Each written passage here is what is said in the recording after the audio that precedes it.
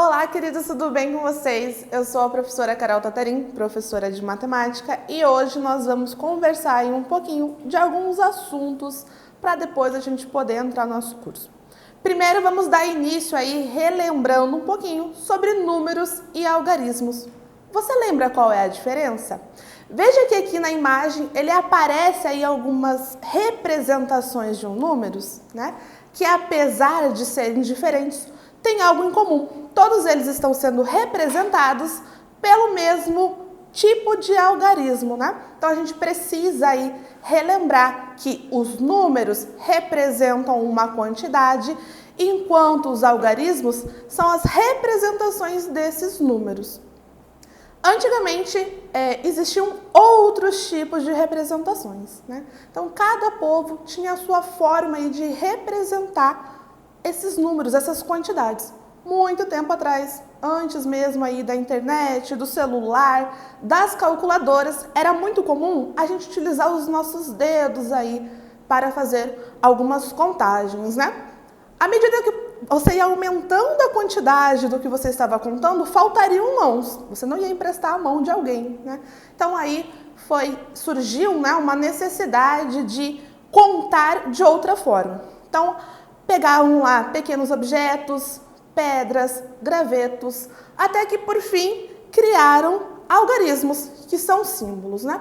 Então cada povo tinha o seu. O povo maia tinha uma representação, os romanos tinham outro. Hoje a gente usa esses algarismos que a gente viu ali na tela anterior.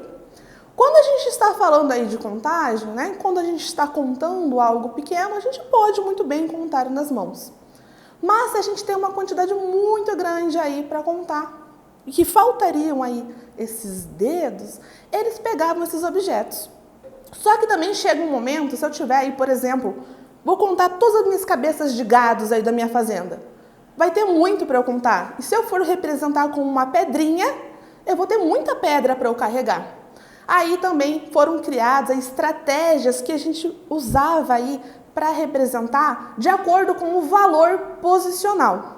Né? Então, antigamente, lá, se eu estava contando aí com pedras, quando eu chegava lá em 10 pedrinhas, eu deixava de usar essas 10 pedrinhas, colocava em um outro saco, onde aquelas 10 unidades iam me representar uma dezena. Ia enchendo novamente o saquinho das unidades. Se dessem mais 10 pedrinhas, tirava mais uma pedrinha e jogava mais uma pedrinha, por exemplo, no saco da dezena.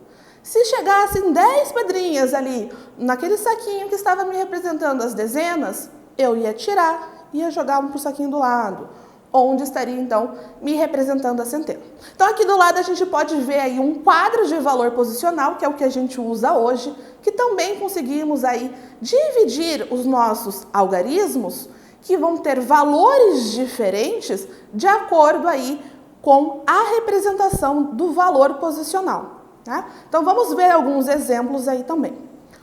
O número 1327, a gente tem ali, então, representado na nossa tabelinha. O 1, apesar de ele representar, né, o número 1, nesse caso, como ele está ali na quarta classe, ele está representando uma unidade de milhar. Está representando 1000 unidades. O 3, o algarismo 3 ali, que representaria 3 unidades, como ele está na terceira classe, ele está representando ali 3 centenas, ou seja, 300 unidades. O 2, que está ali na segunda classe, representa 2 dezenas, ou seja, 20 unidades.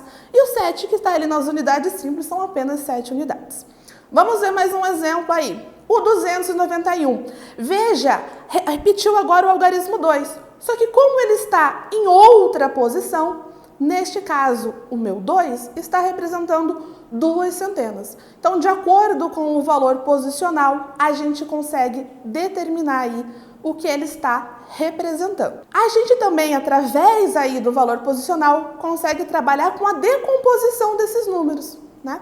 Então, voltando lá para o primeiro exemplo, 1327, a gente já tinha comentado ali um pouquinho, né? Eu tenho um número ali, o número 1, representando uma unidade de milhar. Então, eu tenho uma vez o 1000. O número 3, ele está representando 3 vezes a unidade ali da centena, né? Então, eu tenho 3 vezes o 100, então eu tenho aquele 3 representando um 300. Estaria ali representando 2 vezes a unidade de dezena, então a gente teria 20. E o 7 que está na unidade simples é como se fosse 7 vezes 1. Então, a gente pode escrever a decomposição desse número como 1 vezes o 1000, mais 3 vezes o 100, mais 2 vezes o 10, mais 7 vezes 1, que seria 1000, mais 300, mais 20, mais 7. Então, essa tabela ajuda aí também, não só a determinar quantas classes e quantas ordens possuem um número, mas também para a gente fazer a decomposição.